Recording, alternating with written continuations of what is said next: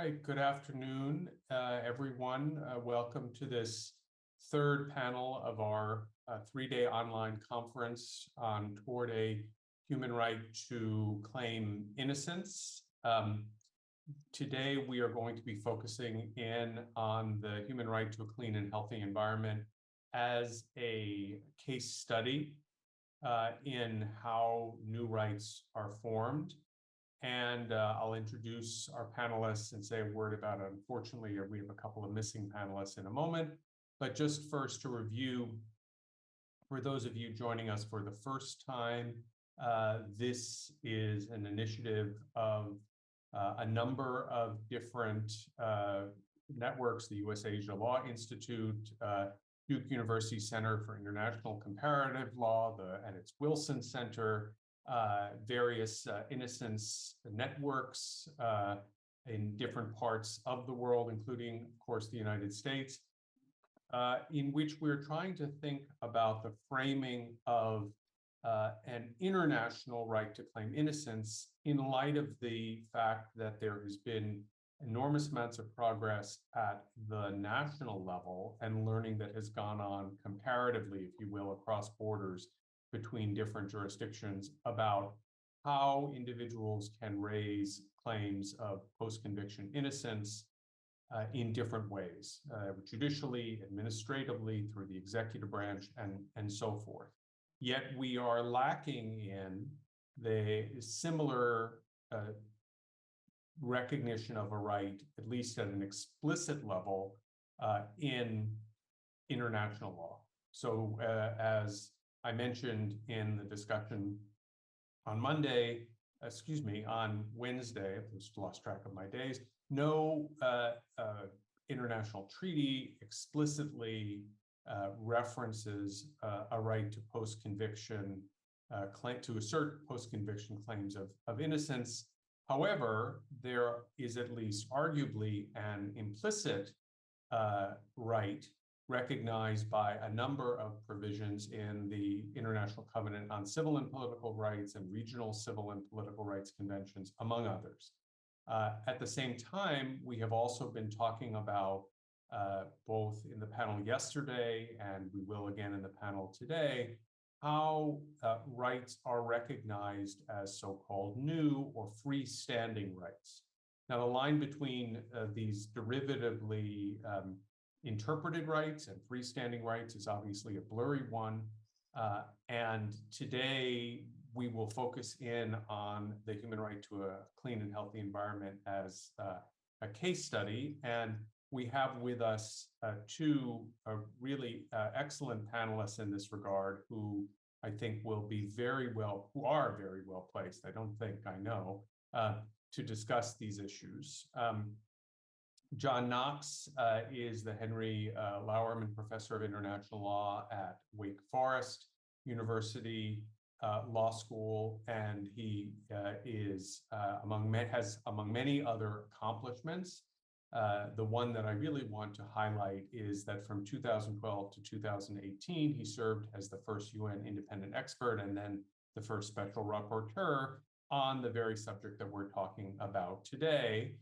And he presented his final report to the Human Rights Council on framework principles on human rights in the environment, and that has been exceedingly influential.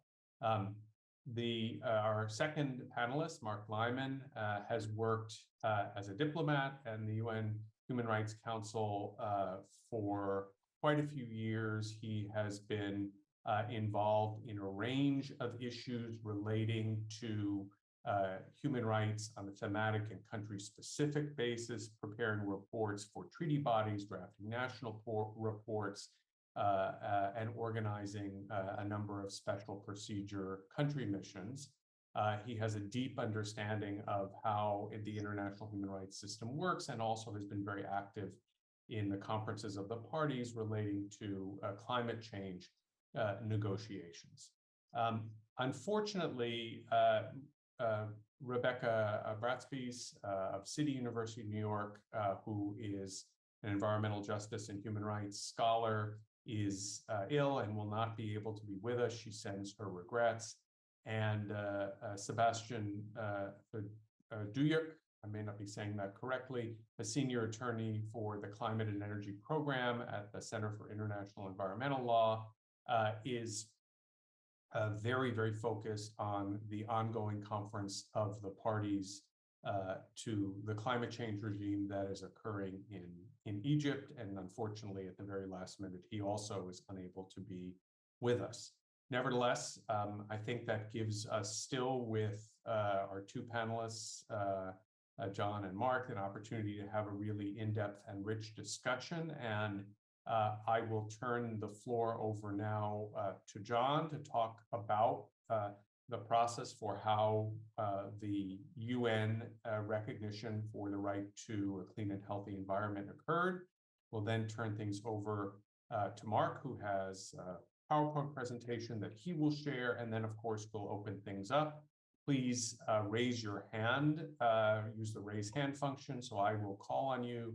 And if you want to put some information or raise a question in the chat, you are of course welcome to do that as well.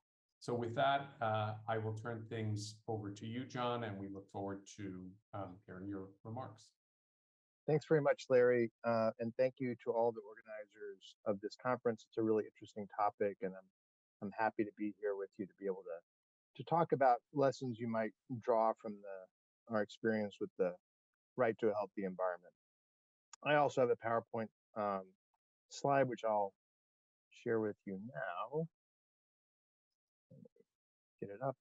Can everyone see this okay? Is this a good connection? Okay.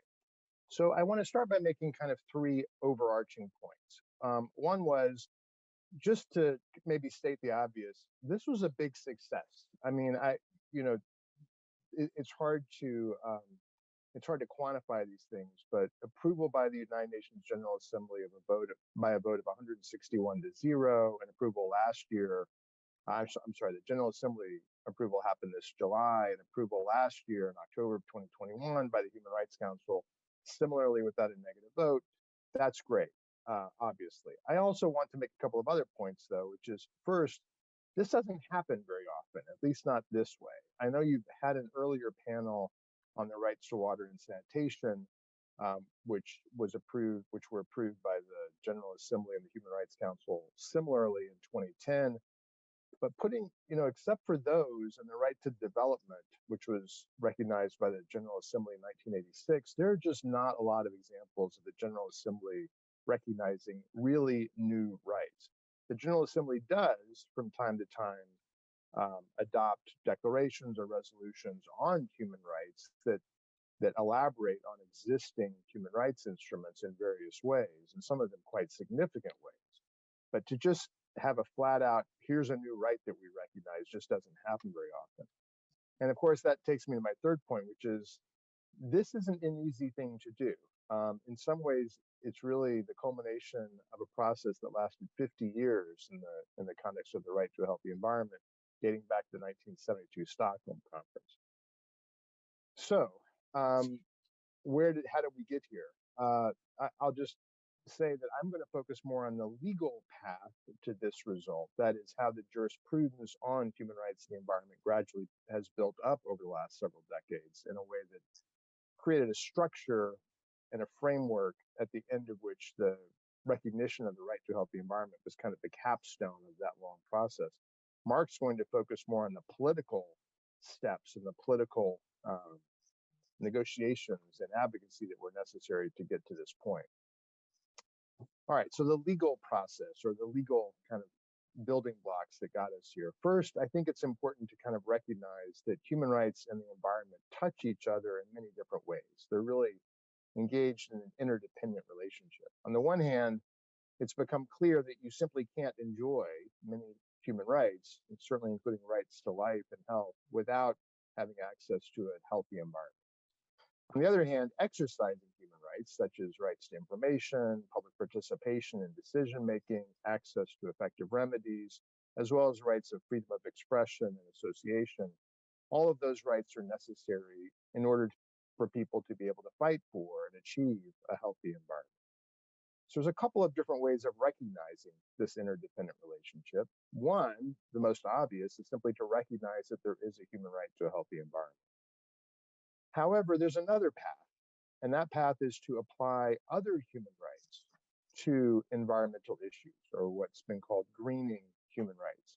To be clear about this, this is not exactly the same thing as deriving the right to a healthy environment from other rights, although it can, as Larry said, the line can be blurry between them.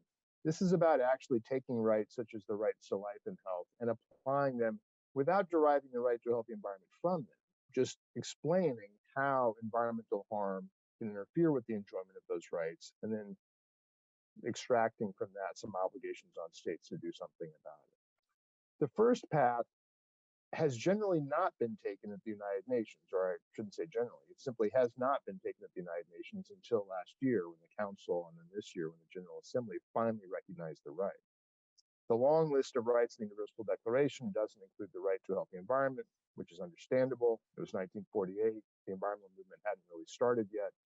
But neither do the covenants on civil and political rights and economic, social, and cultural rights, and neither, for that matter, do any other global human rights treaties recognize the right to a healthy environment. Now, at the national level, there are quite a few. I mean, now, today, more than 100 national constitutions that recognize the right to a healthy environment. And if you add in countries that have recognized it in regional treaties or have recognized it through judicial decision, then you get to over 150. Most of the countries in the world, of course. The ones that don't recognize it include some quite significant exceptions, such as the United States, China, Canada, Australia, and some countries that are on this list probably are not, let's say, enthusiastic about it, countries such as the United Kingdom. Nevertheless, I cannot emphasize enough how important this is to success at the United Nations level, the fact that most of the countries in the world had already recognized the right in one form or the other by the time the United Nations finally decided to do so. But at the same time, there were other developments, including at the United Nations. Many human rights bodies over the last 25 or 30 years have greened other human rights, such as rights to life and health. So the European Court of Human Rights, for example, the kind of spaceship-looking building up in the left-hand corner, the Inter-American Court of Human Rights, which is a much, I would say, friendlier looking building in the lower left-hand corner, but also special rapporteurs and human rights treaty bodies, all applied rights within the scope of their mandates to environmental issues, creating a kind of environmental jurisprudence. They did this with a very wide variety of rights. The European Court has focused on Articles 2 and 8 of the European Convention on the right to life and the right to private and family life. But other courts and other bodies have examined other rights and similarly, and have reached a similar set of human rights obligations on the part of states. In 2012, the Human Rights Council finally decided to appoint for the first time first an independent expert and then a special rapporteur, essentially to try and clarify this relationship between human rights and the environment. And as Larry said, I had the honor of being appointed to that. I think Mark's going to talk some more about the political steps that were taken to get to that point, because he was very involved with them. But I'll just give you the bottom line. The mandate was to request the independent expert, me, to study the human rights obligations relating to the enjoyment of a safe, clean, healthy, and sustainable environment, and to identify, promote, and exchange views on best practices. To be clear about this, the word right to a healthy environment was nowhere included in this resolution, and Mark will explain more, I think, about why that decision was made. But again, the bottom line is that at the United Nations level, it was still kind of radioactive to refer to a right to a healthy environment, even though, even in a resolution creating a mandate on human rights in the environment. So in carrying out my mandate, I held regional consultations, went to countries around the world, consulted with hundreds or thousands of people, and commissioned a lot of reports, at the end of which I basically tried to map what human rights law said about environmental issues, including finding procedural obligations, substantive obligations, and obligations of non-discrimination, and of heightened obligations with respect to marginalized communities and individuals most at risk from environmental harm. I put all this in a mapping report in 2014. In 2015, the council renewed my mandate, changed my title to special rapporteur, and told me to promote and report on the realization of these human rights obligations and on their challenges and obstacles. This may not seem like a huge difference, but this was actually pretty significant because it meant that my mandate was no longer just trying to clarify a kind of inchoate set of human rights obligations, but was rather able to focus on implementation of them, including calling out countries for not implementing or complying with them. So in other words, the mandate looked more like other special rapporteur mandates for more established areas of the law. But even now, even then, I should say, in 2015, the Council was still not ready to recognize a standalone right to a healthy environment. In my last report to the Council in 2018, as Larry said, I submitted framework principles on human rights and the environment, which just tried to summarize this entire area of the law. And in that report, I called on the Council to consider finally recognizing the right to a healthy environment based on this framework, based on this set of jurisprudence, this set of principles about how human rights and the environment intersected. In my 2018 was my last term, but the mandate continued, and a professor at British Columbia named David Boyd was appointed to, and is still, the special rapporteur on the mandate. We issued a joint report, our first one to the General Assembly in 2018, in which we both called on the General Assembly to recognize the right for the first time. At the same time all this was going on, there was still increasing legal attention to the relationship between human rights and the environment. So in addition to UN resolutions, regular UN resolutions on climate change and human rights, on human rights and the environment, and so forth, there were just a growing, almost a flood of international, regional, national court decisions. There was a reference to human rights in the preamble to the Paris Agreement on climate change. Domestic laws continued to include references to human rights in the environment and specific recognition of the right.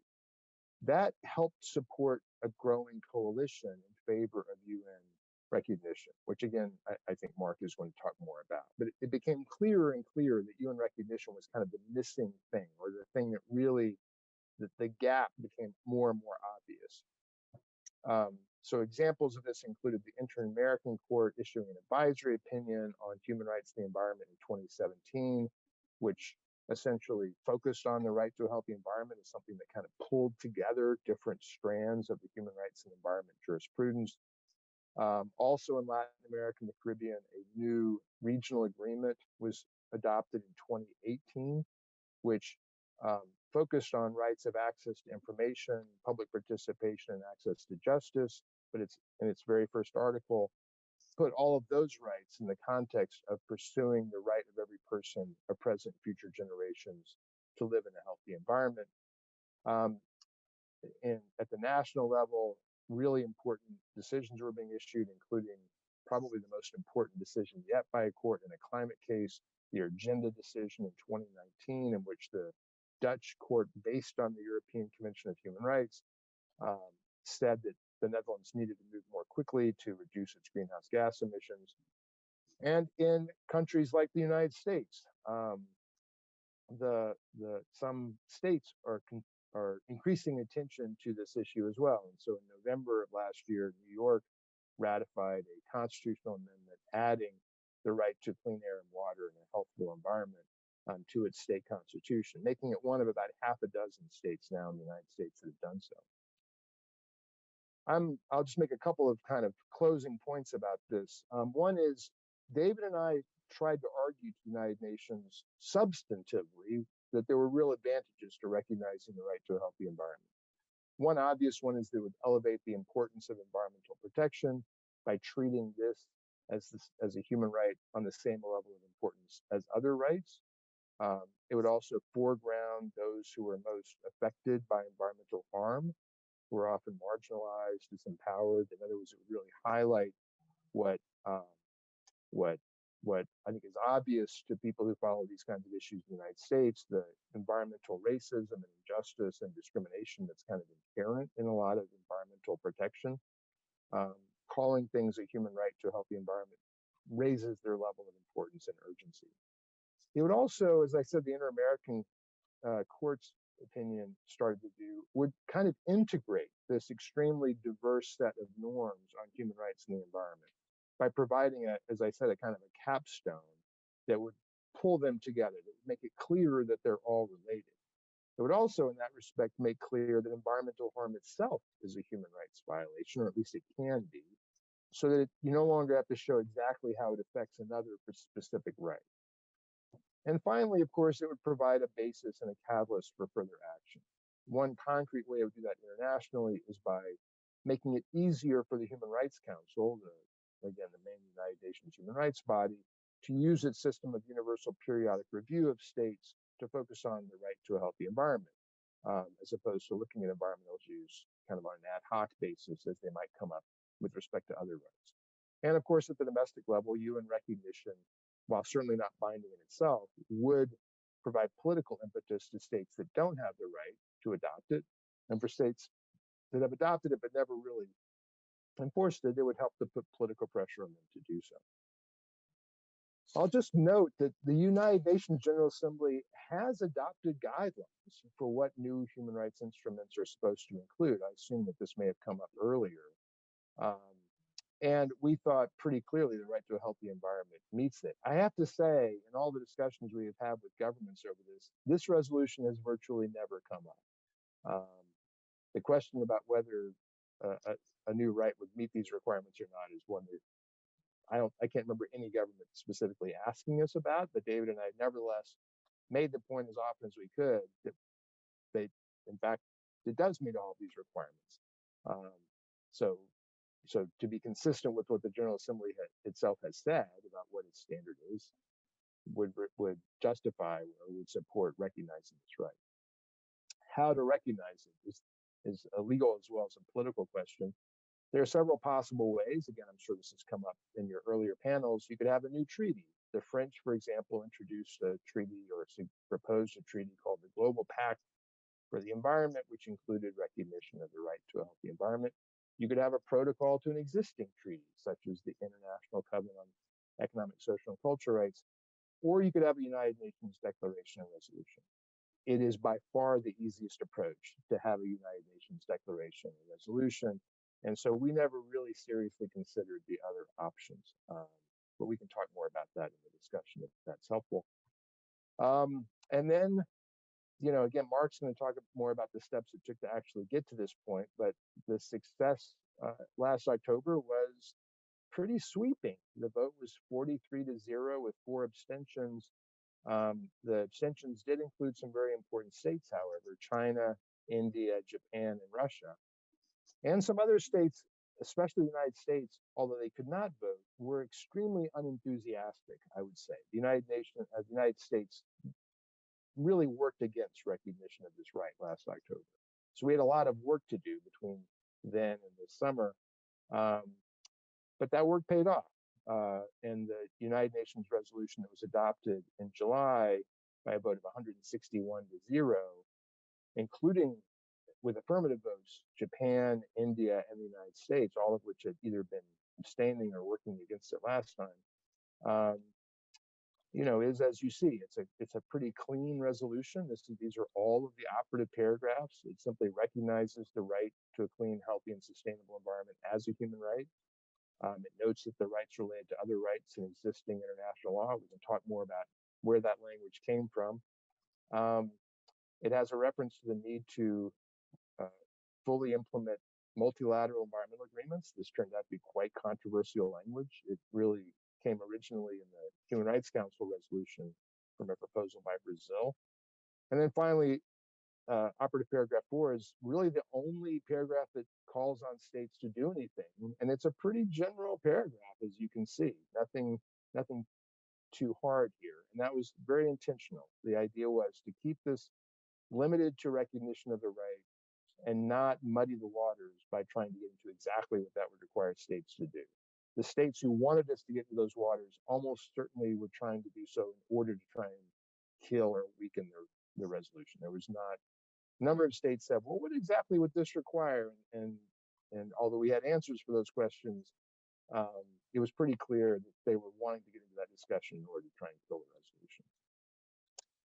And again, here's the final vote. The only countries that voted to abstain were Russia, Iran, China, and a few others. We're very happy with the final outcome. What next? there's going to be increasing attention in all of these areas. It will continue to contribute to the development of the law. I'll just mention one in particular. The Council of Europe is currently considering whether to amend the European Convention on Human Rights to specifically add a right to a healthy environment. And that could happen as soon as the next year or two. Just for reference, the Council of Europe includes not just the European Union countries, but almost all the countries in Europe. So that would be a significant further step. And that's all I have. I'll stop there. Thanks again, and I'm looking forward to our discussion.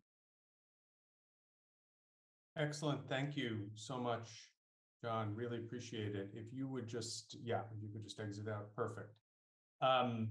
So that I think gives you a really excellent sense of the process leading up to the adoption of the resolutions by the Human Rights Council and the UN General Assembly. And John, had not appreciated that you got some of the countries on the sideline to come around between the two resolutions. That's really quite something to, as you say, to get that kind of unanimous resolution in this day and age is a major accomplishment.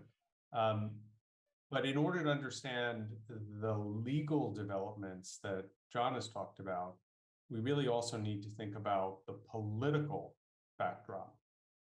And for that, and also to give us his own perspective on the evolution of the right and its significance, I want to turn things over to Mark, who will also be sharing a PowerPoint presentation.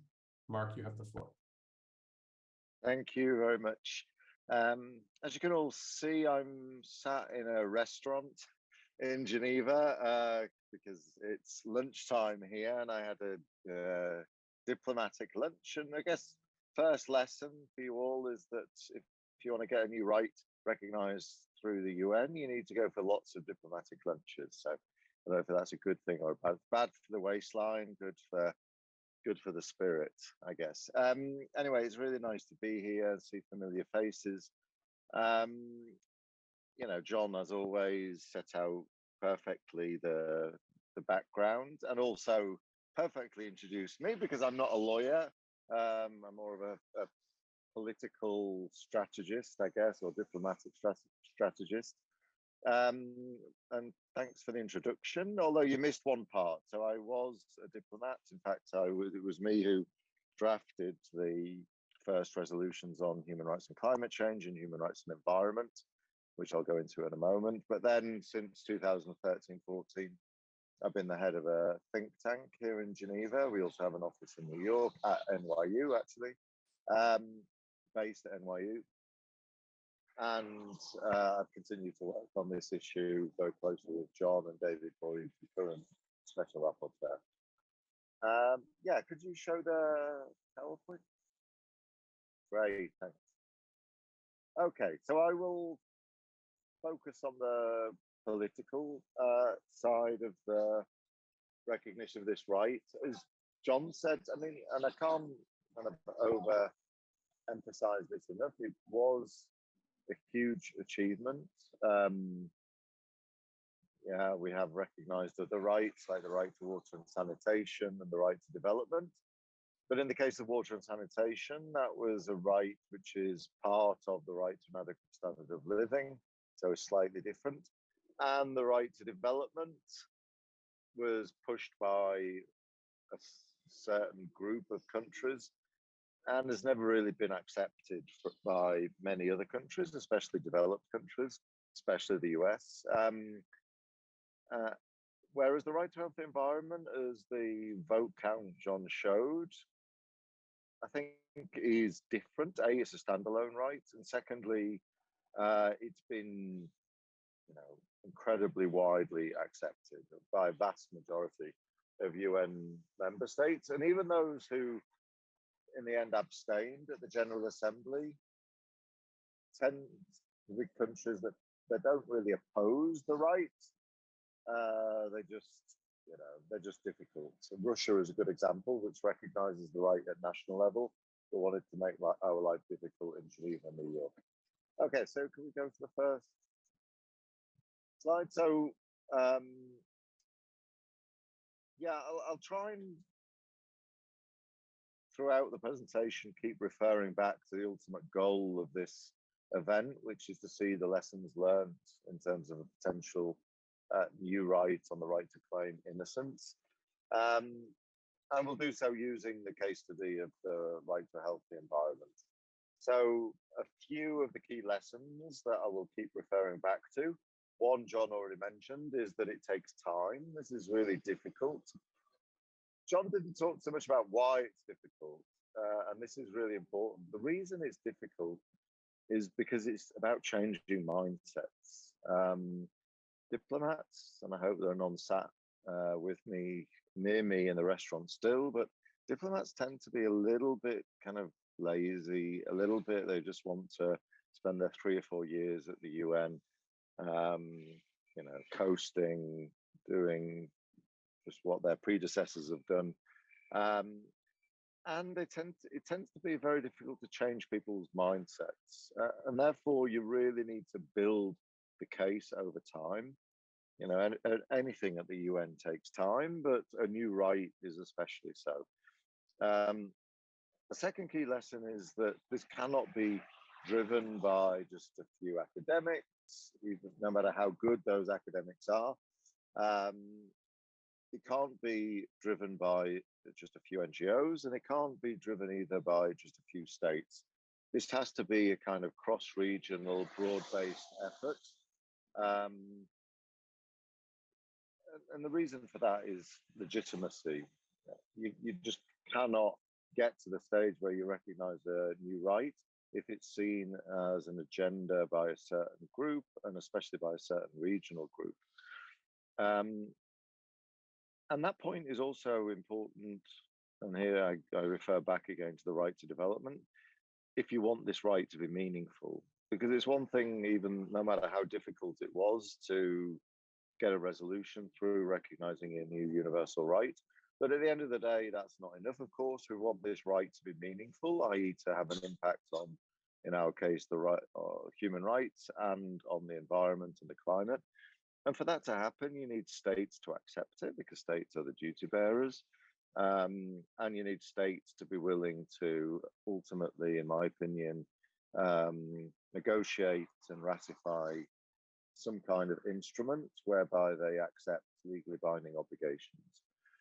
And the next slide, please. So what kind of lessons learned? So I've been working on this for 12 years, first as the diplomat and now as the head of a think tank. What are some of the lessons to impart upon you today? One is that, yeah, you need a good idea, and you need some state that's authoritative and has legitimacy in terms of pushing that. So in our case, with environment and climate, that country was really the Maldives and latterly Costa Rica, both of which are synonymous with issues of climate change and issues of environmental sustainability. Secondly, you really need to progress in a bold yet consultative way. So bold as in, as I said, diplomats tend to be quite conservative and don't want to take any risks, don't really want to listen to new ideas, or certainly not new rights. And states are the same. It's incredibly difficult to move them along. And in my experience from the right to healthy environment, the only way to do that is to keep pushing. The moment you say, okay, you know, we will wait and consult widely and consult until our hair goes grey, that just doesn't work. You need to constantly push the boat and constantly give the impression that this agenda is moving forward anyway, no matter what these states and diplomats say. So it's better for them to be part of it, to be on the train, rather than letting the train leave the station without them.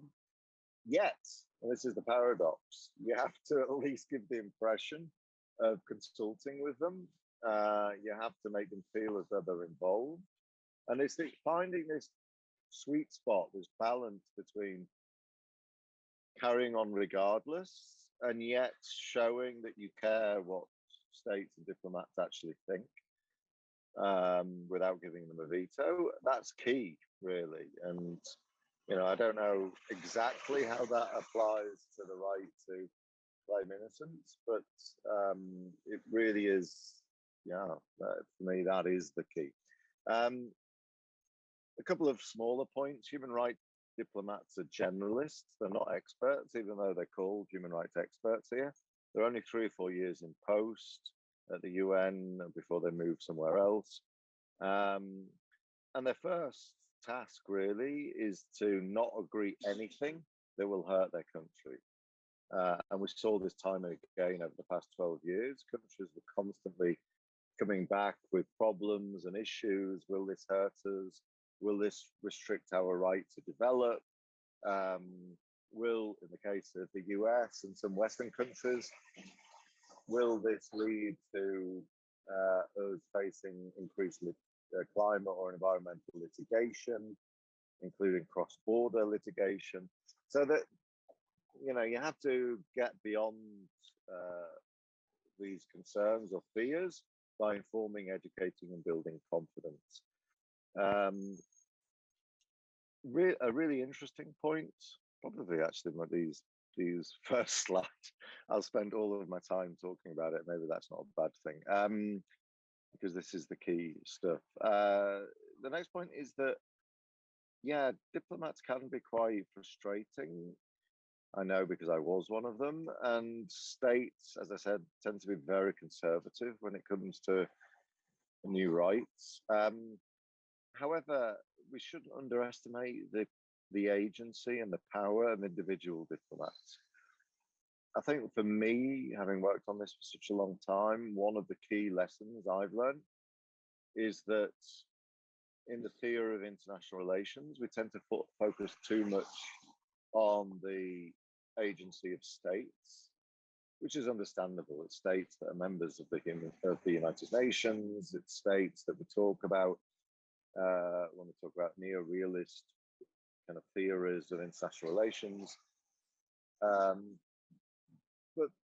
the power of individual diplomats to go beyond their instructions from capital, go beyond their specific or explicit or limited mandates, to go beyond what the state sent them to Geneva or New York to do, while always, of course, I mean, I wouldn't say they were just like they go rogue and they go beyond the call of duty, but they often took diplomats, especially in the core group, like diplomats from the Maldives, Costa Rica, Switzerland, Slovenia.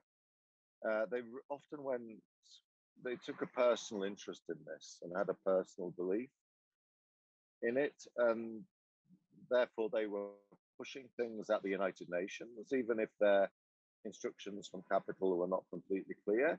And equally importantly, they were pushing things with their own capitals.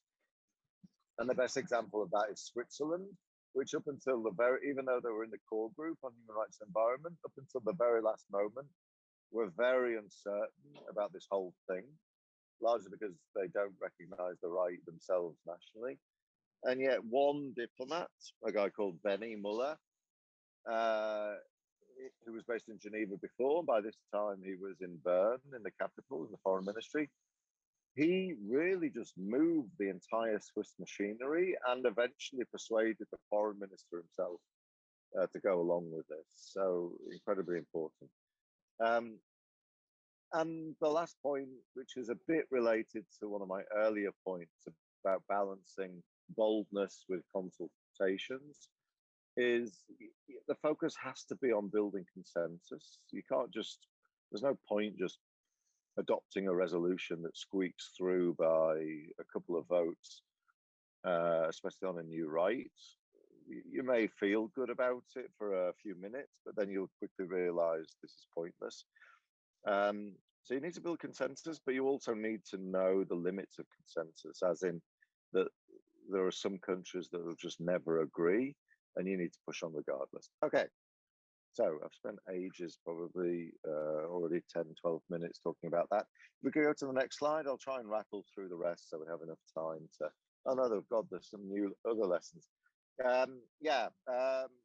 Use all available levers. So John, as we heard, was the first UN Special Rapporteur, and it was me who drafted the resolution creating that mandate. And I did so at the time because I recognized that on the issues of human rights and climate change and human rights and environment, through the early resolutions of the Human Rights Council and the early debates of the Human Rights Council, we'd reached the limit of intergovernmental agreement. We'd taken things as far as we could. And then on the one side, we had the US and its allies. On the other side, we had the hardcore developing countries and their friends. And they were just kind of tying the Maldives. Sorry, I used to be diplomat for the Maldives. I should have said that.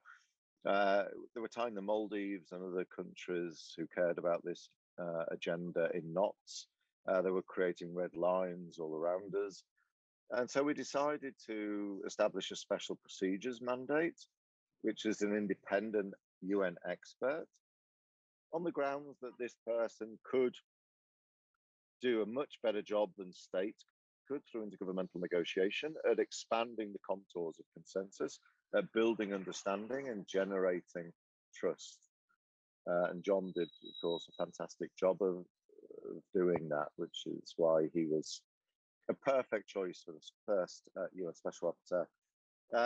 Focus on opponents as much as proponents.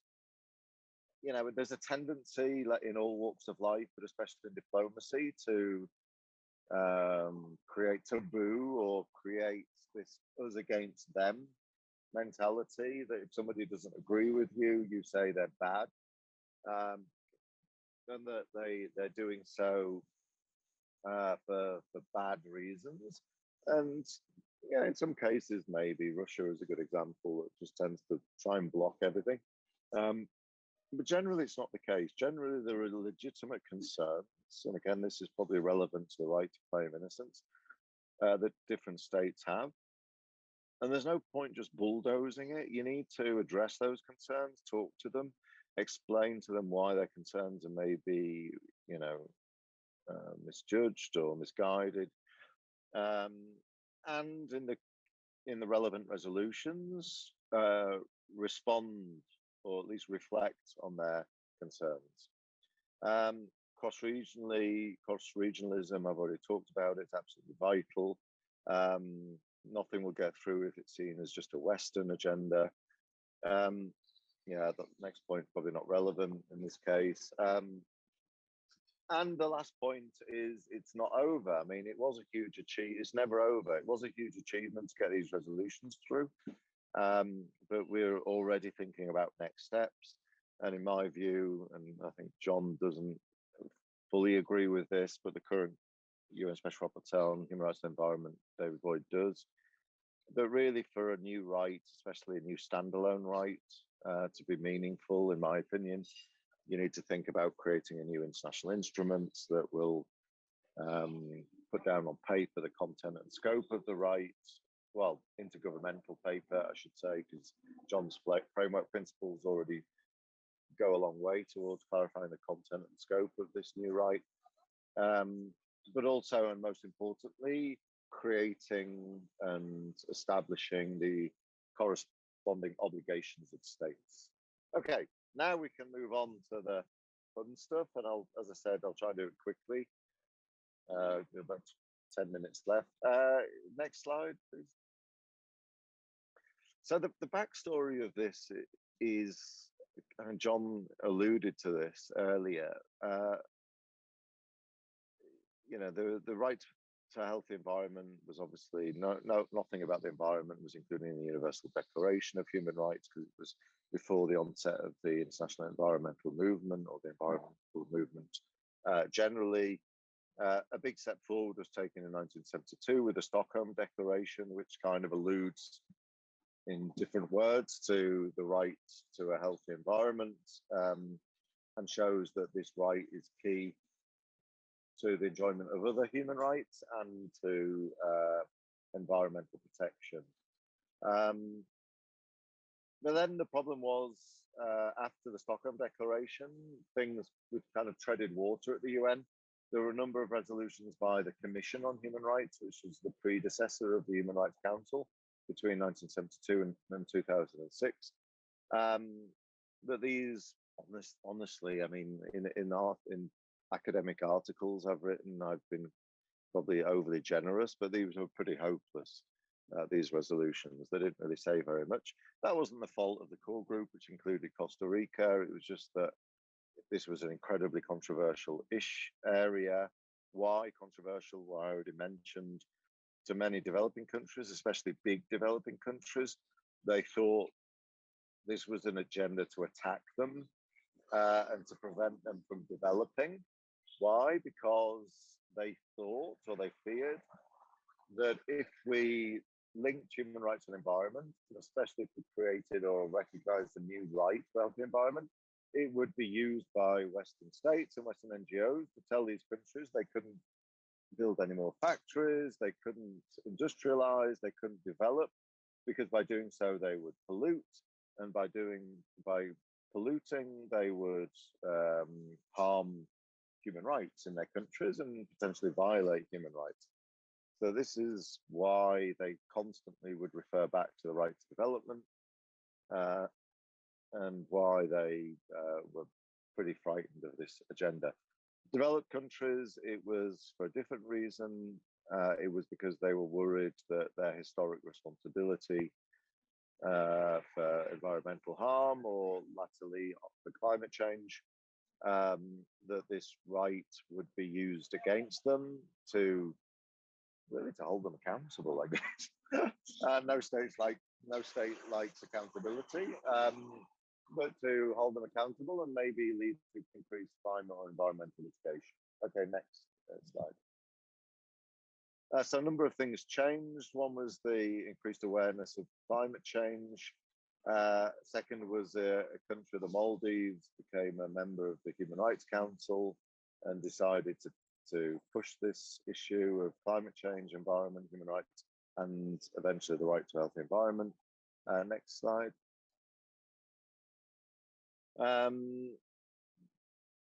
Yeah, and so this goes back to the constituency point and the boldness. I think the Maldives came along at the right time. There was very little support for the right to a healthy environment back in 2006. But the Maldives, first by pushing the issue of human rights and climate change, which of course it was uniquely well placed to push because of its vulnerability to climate change.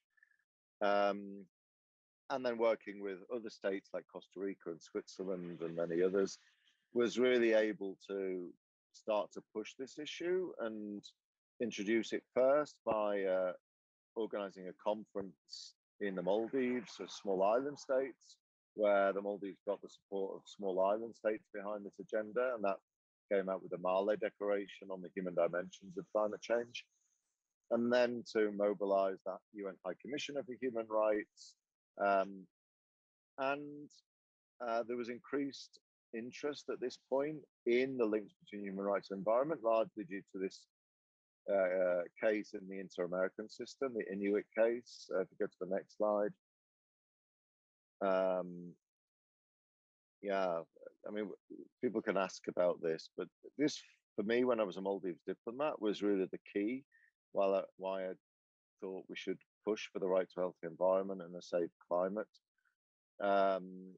because of this case where, you know, an Inuit group brought a case against the United States for harm caused by climate change, and claimed it was a violation of their rights, and eventually the case was thrown out for two main reasons. One was the difficulty in proving causality, and the second link to that was the issue of extraterritoriality, that the Inuit were in a different country to the United States.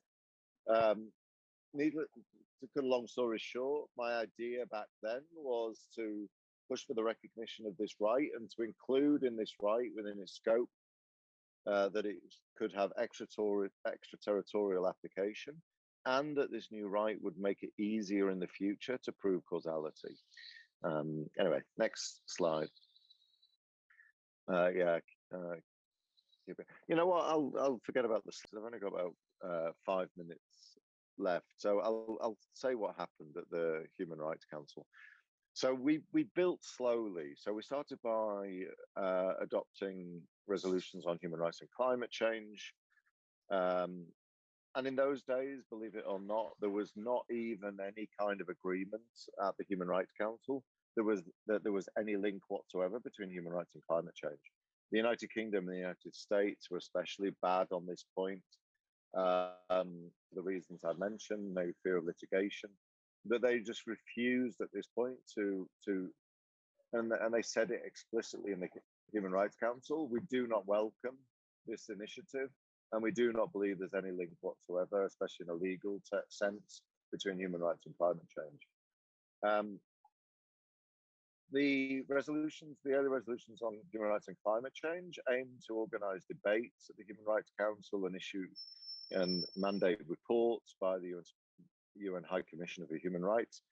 And again, this was all about giving states a chance to talk about it, getting expert opinion by the High Commissioner for Human Rights, addressing concerns and fears, and just widening the contours of understanding and consensus, and drip feeding. And this was key, really just slowly over time, getting states and diplomats to understand what we were talking about. Another key goal of those early resolutions on human rights and climate change was to transmit this evolving understanding on human rights and climate change to the UN Conference of Parties, to the UNFCCC, so that human rights could be included in the climate change agreements. And that happened in Copenhagen and especially in Cancun, in the Cancun agreements. And then it happened again in the Paris Agreement. Then we moved on to human rights and environment resolutions. And the aim there of the human rights and environment resolutions was really to first of all, to clarify the legal human rights obligations as they apply to environmental protection. But it was really, even though we didn't say this at the time, because if we had, lots of states would have thrown inanimate objects at us. It was really to build the case and prepare the groundwork for eventual UN recognition of the right to a clean, healthy and sustainable environment. And we did that by establishing a UN special rapporteur, as I said, that could do that job much better than we could through intergovernmental negotiations. And John Knox did that extraordinarily well. And then, you know, there was this kind of, I don't know, not Cold War, but an unspoken truth. People knew, I think, where we were going with this, but we weren't allowed to say that we were moving towards recognition of a new human right. We were just trying to build trust, build confidence, build understanding, get states on the same page so they knew what we were talking about.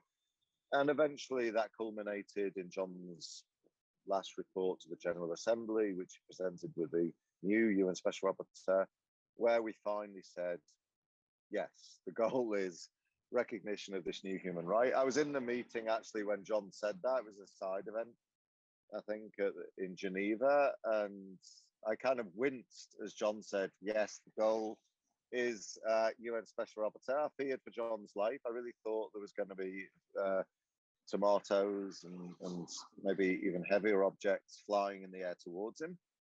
But there was actually, you know, silence, not stunned silence, but silence of agreement. And at the end of that event, there was actually a round of applause. And I thought to myself, okay, you know, this steady, building consensus, listening to the concerns of states, trying to address those concerns, educating diplomats, it has really worked, because we're at the stage now where there is large-scale support for this new right. It took 10 years, but there was large-scale support. And then the last thing I would say is the kind of last year or so, it honestly didn't get any easier, because John may have said it's time to recognize this new human right, but at almost that exact stage, the core group, which again was Maldives, Costa Rica, Switzerland, Slovenia, and Morocco, suddenly got cold feet. partly because there were new diplomats who'd come in and replaced the old diplomats who'd championed this. This explains the importance of politics and personal relations. And partly just because it was getting to the crunch time, I think, and they thought, "Ooh, do we really want to kind of ruin our time as diplomats by having this big black mark placed on our CV?" And so we spent in 2020, it was the year of the start of COVID, myself, John Knox, David Boyd, just pushing and cajoling the core group to actually, terrible Americanism, but grow a pair, really decide to push ahead with it. And it took a whole year. And then Costa Rica got a new ambassador, who was somebody we all knew, and she decided to push. And then it really took off. So 2021 was the key year. And my last point, and this is on, again, bringing it back to the right to claim, potential right to claim innocence, or universal right to claim innocence, is this balance between boldness and consultativeness. In that last year, 2021, it was infuriating because on the one hand, we were trying to get the core group to table this resolution, and as I said, Switzerland were dragging their feet because the foreign minister wasn't keen and because they didn't recognize the right nationally. So Benny Muller was doing work there in Bern.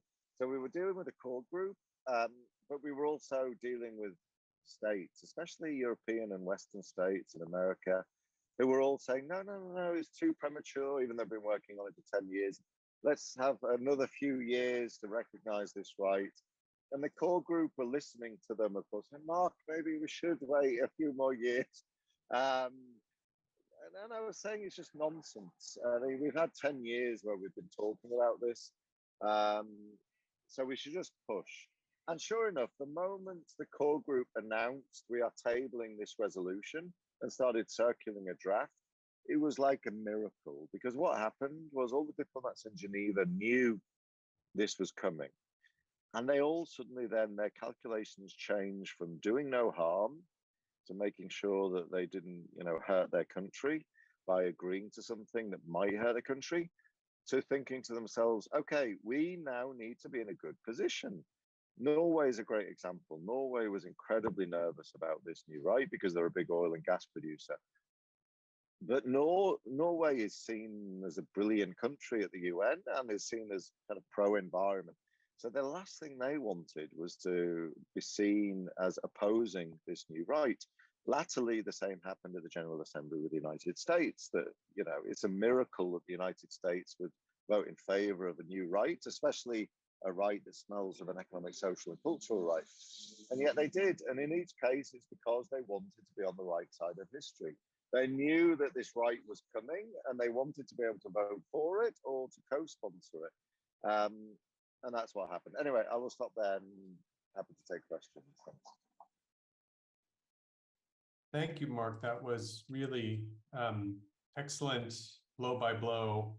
I have a whole list of things that I would like to ask, but I'm going to hold for now. And I invite questions and comments from any member of the audience. If you would just raise your hand, you're also free to put a question in the chat. Mark, you've got your hand up early and often, which is wonderful. So I'll hand things over to you. And then I see Jane and anyone else, please don't hesitate to weigh in, and I'll throw in a question there at some point or other.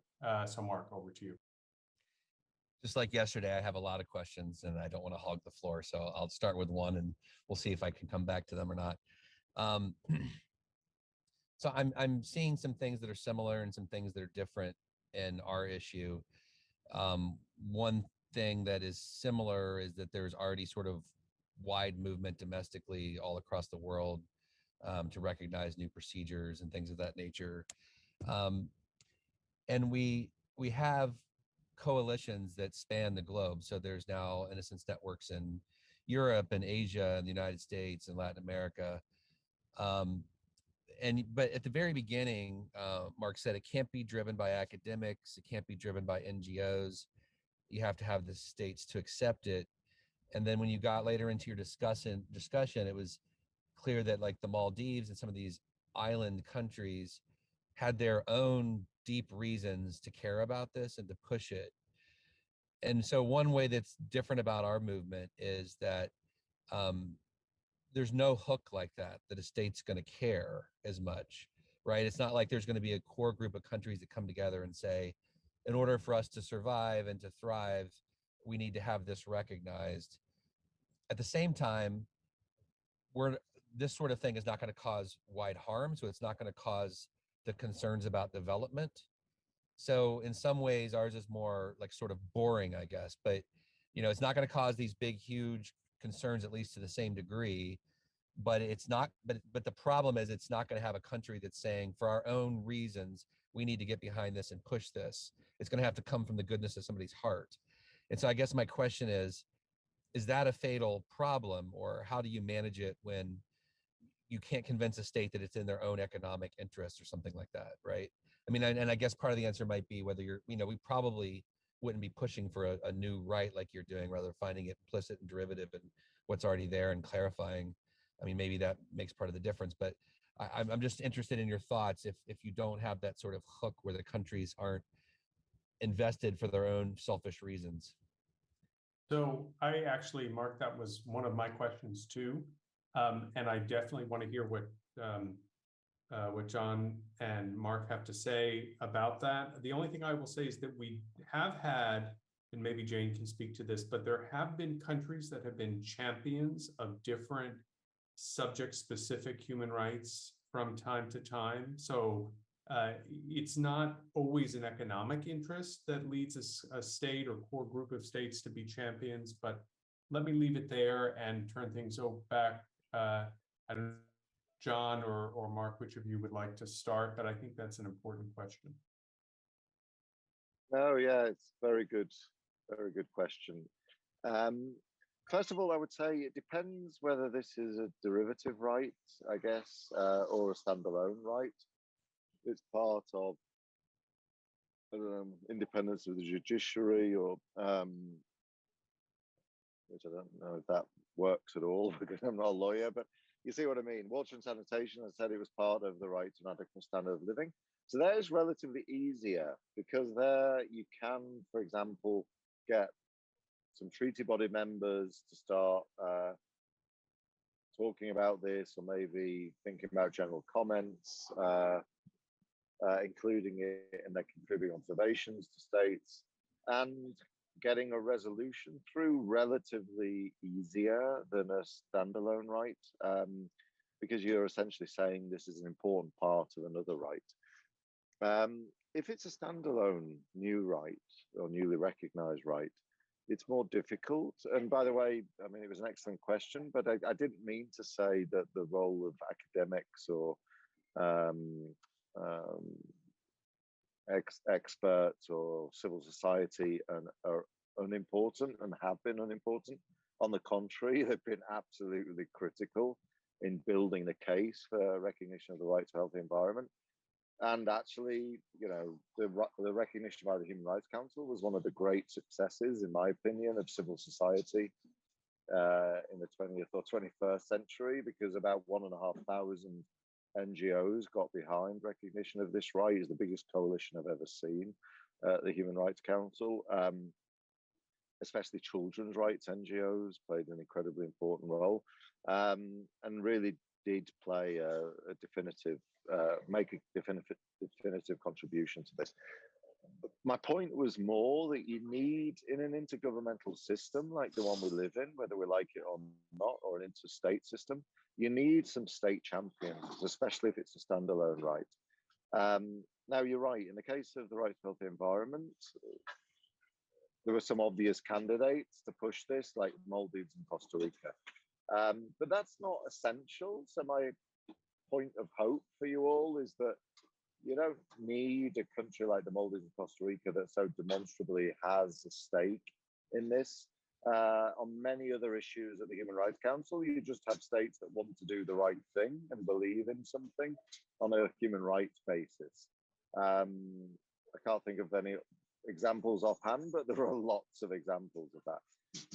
But the basic point stands. I don't know if John would agree with this, that you really do need a state, or more correctly, states representing different regions of the world, who believe in, due process in the courts, and believe in innocence and until proven guilty as a concept, to be able to drive it. Because without them, you can have all the coalitions in the world, but you won't actually get this through the international human rights system.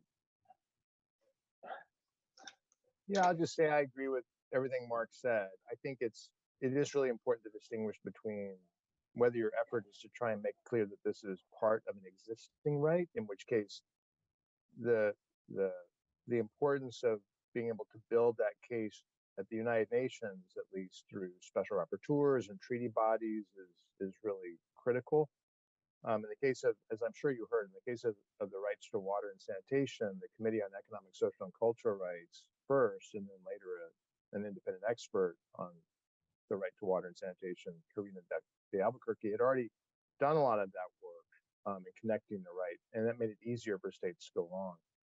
The other thing I would say is, just in terms of state support for this, states that have already recognized this as part of their domestic law are the obvious places to go, because for them, it's not in any way a reach. They've already done the hard work. And so for them, it's actually politically easy to say that this thing we've done domestically, everybody should do internationally as well. And some of them may get political hay out of doing that, because it's, again, easier for them to say, for their politicians to say, hey, let's make this a priority because it costs us nothing. We're already doing it. And so I would look there for your potential state supporters. Great, thank you. Jane Huckabee. Thank you, Larry, and thank you, John and Mark. That was such an exceptional presentation of the different sort of modalities that were pursued in multiple and often simultaneous ways. I also have lots of questions, but I think I'll keep it brief. I really appreciated, John, how you talked through, essentially the sort of the business case for a human right to, in the sense of like, why would you, what would adding a new right bring for states, helping with attention to marginalized actors, the fact that you had all the standalone analysis ready to go, but didn't have to always deploy it explicitly, was also really interesting, something that we're really thinking through as well. Just a question for both of you, what would you do differently if you were doing this again, right? If you were trying to think through, with the benefit of having this extraordinary success story, would there be anything you would do differently if you were sort of advising a new sort of contingency of actors to pursue a new right? Maybe I'll go first on this one. I used to wonder, so when I was very first appointed by the Human Rights Council, and I was reaching out and talking to people about this area, this new mandate, what I should be doing. Two of the earliest calls I had, one was with someone who said basically, well, one of the very first things you should do is just announce that there's a human right to a healthy environment. You can do that now. And almost, as I remembered, it was the same day, although I probably exaggerated that, but very closely in time, I had a call with someone else who said, well, whatever you do not say that there's a new human right to a healthy environment.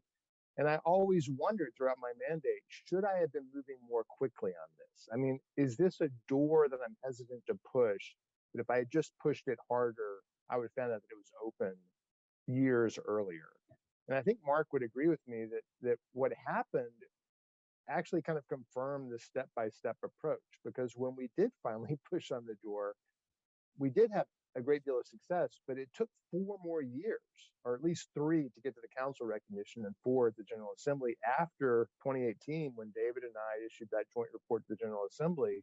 And that was after 6 years, and really before the mandate, years before that, as Mark has said, of building consensus on this. So my short answer is no, not really. I wouldn't have done anything. I wouldn't have made any of the major decisions differently. It turned out it really was necessary to go step by step. And I totally agree with Mark that if we had gone too early, we still could have gotten majority support. It just would have been one of these rights that's kind of tainted from the beginning by disagreement. And those rights, in some ways, are worse than nothing, because once you've gone down that road and you have a significant minority of states that have rejected it, it's very difficult to get them to turn around. And what you're really looking for here is not maybe universal consensus, because that's often going to be unachievable, but something as close to it as you can get, so that you can use this thing. It's not just a game that ends once you get the right recognized. The whole point is to have something that's sturdy enough that you can use it for the other things you want to do with it. And again, if you have a barely approved right at the council or at the General Assembly, you don't really have a very strong tool that you can use for all the other things you'd like to get done. So I don't know, Mark, what you think about this, but personally, I think we kind of did it, in retrospect, I think we did it in the only way that really would have worked. No, I agree. I mean, in many ways, we were geniuses. I think the way we... I was hesitant to use that, but okay, sure, yeah. No. I completely agree. I think the way we did it is the only way it could have worked. You know, what John said. I don't know if one of those two people was me, John, but yeah, I was petrified at the very idea of the new special rapporteur coming in and saying it's time for the right to a healthy environment. And in fact, you know, when John ran for the mandate, I'm sure David won't mind me talking about this, but David Boyd, who is the current special rapporteur and built his career on writing about the right to a healthy environment, he also applied. And without getting into the gory details of that selection process, it was clear to me that David's time would come later once the groundwork had been done. And in that sense, it also worked perfectly because John was exactly the right person to, also because he has a background in the US State Department, to kind of allay concerns and build understanding and expand the contours of consensus, as I said. And David then was exactly the right person to take that situation and use it to build up towards recognition of the right to healthy environment. So no, I completely agree that, you know, if we're bringing this back again to the right to claim innocence, my strong advice would be to first of all get some states interested and then to slowly build the case, show why this is important. Don't talk about new rights to start with, talk about existing rights and why the right, the ability to claim innocence is so important, and what happens if that ability to claim this right is withheld. Just so you're addressing concerns, addressing fears, and building the case. And then, you know, after a few UN reports and a few comments by treaty bodies and existing special procedures, then you can start to talk about a new right, but you first need to make the case. Wonderful. Catherine, I see your hand is up. You have the floor. Thank you. So just following up on the last two questions, it sounds as if what you're describing is not so much a planned campaign, but rather what the Chinese expression says, crossing the river by feeling the stones under your feet. I'm wondering, was there any advance or early stage building of a coalition of NGOs, expert support, and so on? To what extent was there a team put itself together to push this forward, or to what extent was this kind of in each phase evolving naturally, finding allies as you go? When I as a Maldivian diplomat first came to Geneva, and we had this idea to start to work on human rights and climate change and human rights and environment, there was essentially only one. It was a coalition of one. There was one guy in in Geneva who was working on human rights and environment, human rights and climate change, a guy called Yves Lador with Earth Justice. And I remember meeting him for the first time, and I said, I would like a meeting with you to talk about human rights and environment and human rights and climate change. And the guy nearly fell off his chair because I think he'd been here already for about 10 years at that point, and it's never got anywhere, and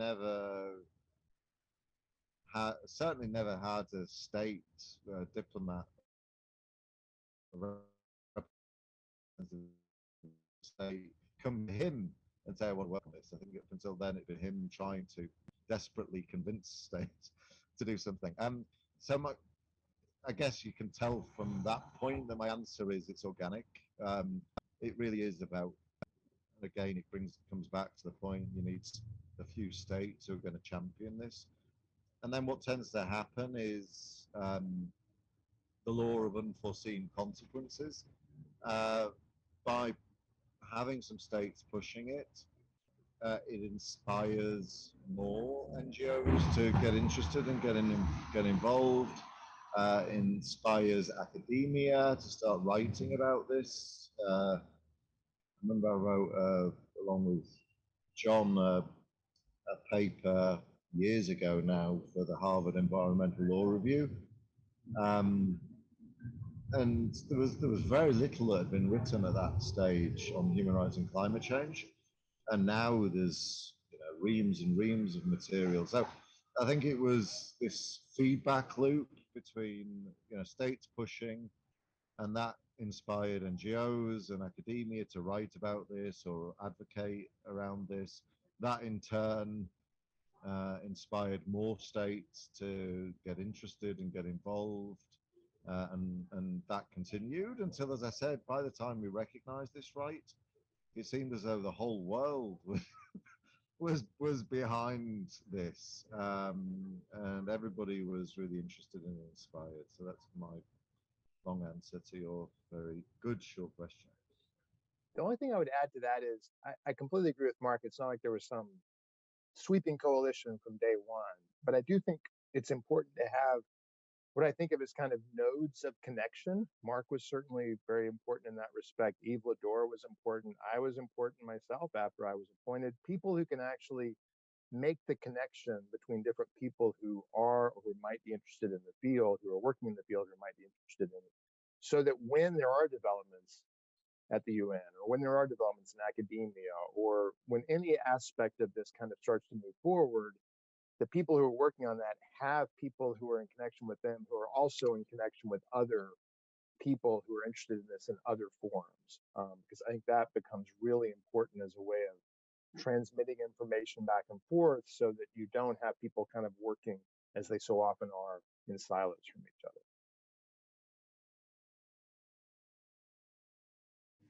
Wonderful. Mark, go ahead with another one of your questions, please.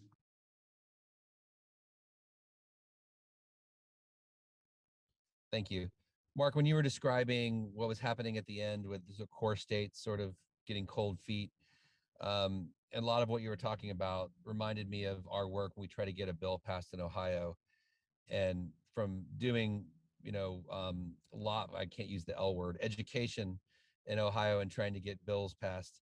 I've learned that there's sort of these sort of secret principles that if you start off and you go and you get this senator to sponsor, you're dead in the water because that senator's toxic to the Speaker of the House, and they're in a fight because they're acting like children on a playground.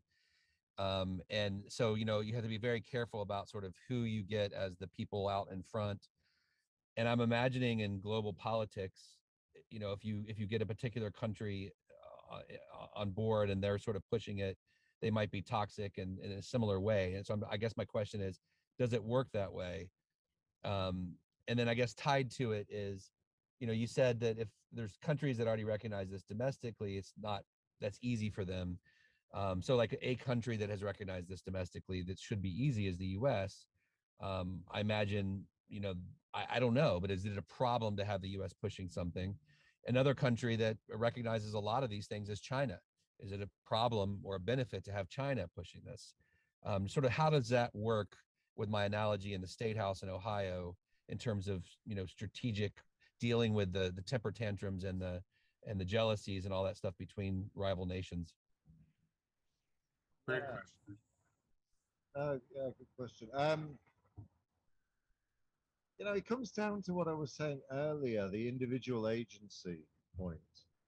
It drives me mad sometimes reading academic articles about international relations. It's always about the state, when in fact, a lot of what happened with the right to healthy environment is about individual psychology and just trying to get individual diplomats from this stage of bickering, as you said, or kind of being hamstrung by their own trepidation, um, towards seeing this beautiful shining light on the hilltop, where they can, which by the way, I wrote my last article on all of this not so long ago for the review of European Community International Environment Law. And in the first draft of that, which didn't get published because I had to take out all the names, but I included the names of all the diplomats and others who had played such a key role. And I did that for a reason, because without them, none of this would have happened. And it was all about friendship, to be honest, because I knew all these people in Geneva. And it was about these people being willing to take a bit of a risk and to think outside the box and be willing to push something that their national governments were not asking them to push, and doing so because they believed in it. That was a key ingredient of success of this. And that process was a long one, but it was about convincing them and educating them, as you've said, and getting them to put the agenda above their own personal interests. And that's relates back to your point about Ohio. In terms of the US and China,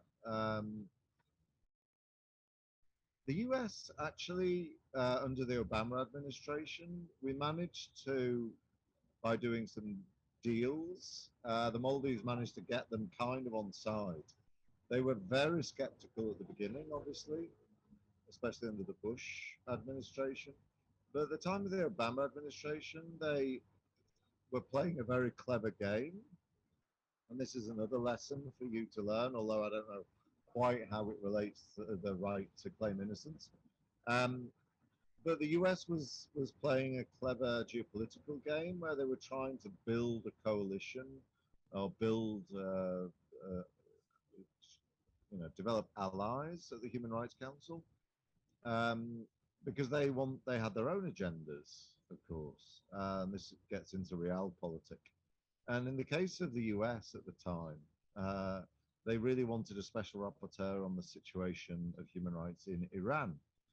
Now, the Maldives, we were a member of the Organization of Islamic Cooperation.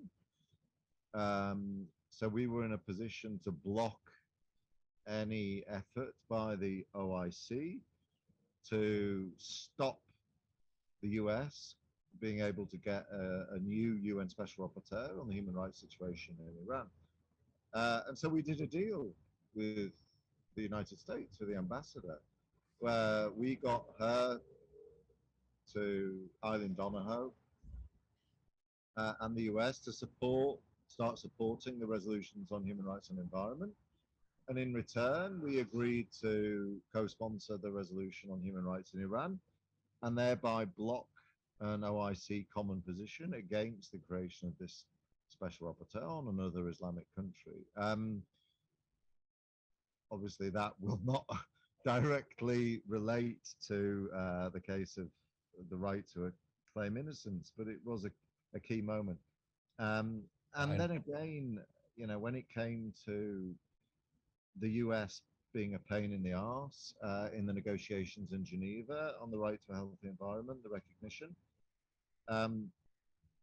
we actually did the resolution at the end of 2021, because myself and others, John and Costa Rica, for example, were very concerned that in January of 2022, the US was due to become a member, and we didn't want to give them a potential opportunity to vote against this because there was a likelihood that other Anglo-Saxon states would also then vote against it. So we wanted to get it through at the Human Rights Council in 2021. And then the US recognized that they'd made a strategic error in being a pain in the arse without actually the power to do anything about it because they weren't a member. So they just annoyed small island states, for example. And so by the time of the General Assembly resolution, the message had got through to the US, you know what? We're locked in this geopolitical struggle with China, and the Pacific small island states are key to that struggle, and therefore we want to be seen in a good light amongst small island states. And so that was a key reason why they voted in favor at the General Assembly. China, same thing. China has never really spoken out against this right, even though I don't really think they like it. They didn't participate in negotiations in Geneva. I don't know if they participated in New York, and they abstained in both places. And that again is because they didn't want to upset, you know, their wider political constituency. And so I think with China and the US, it was always to do as much as we could to make them not supportive, but reduce their opposition, but without at any instance giving them a veto. Thank you. I would just say I do think it matters in some cases whether a state is who your champion states are. Some states are recognized as appropriate champions for this issue and others aren't. And in other words, other states might be, if they're seen as championing it, it would be like, well, what if they don't really care about this issue, so what's really going on? So on environmental issues, as Mark said earlier, the Maldives, countries like Maldives and Costa Rica had credibility on this issue because, well, for obvious reasons.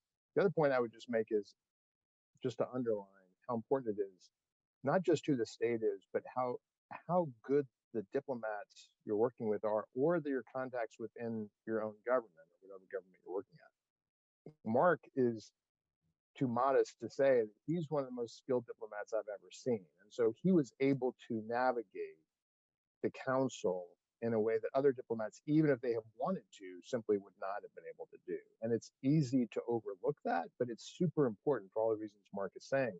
There are a lot of states that simply are not going to just kind of fall in line just because other states are saying this is a good idea. They really are going to need to be persuaded or to have their concerns heard. And some diplomats are just a whole lot better at doing that multilaterally, especially than others. Multilateral diplomacy is a very specific kind of skill, and not everybody's equally good at it. Mark is the best, but so if you're talking, take that into account when you're thinking about champions at the international level. Not just, well, which states might be our champions, but do we have specific individuals that we trust on this that are really good at it? And then listen to their advice about how to navigate whatever the forum, whatever the institution is. Well, wonderful. Thank you for a very rich discussion. We are already out of time. Thank you, Mark and John, for really leading such an excellent discussion. And I hope that those of you who have attended today and the other days of the conference have had a chance to reflect on some of the issues. I know I've been taking notes. So I'm sure there will be discussions that will continue offline in other venues as we think about how to move this forward. But for now, I just want to say thank you to our panelists and to those who have attended for today and multiple days. And we very much look forward to continuing the conversation in other venues. Take care, everybody. Bye-bye. Bye, everybody. Thank you.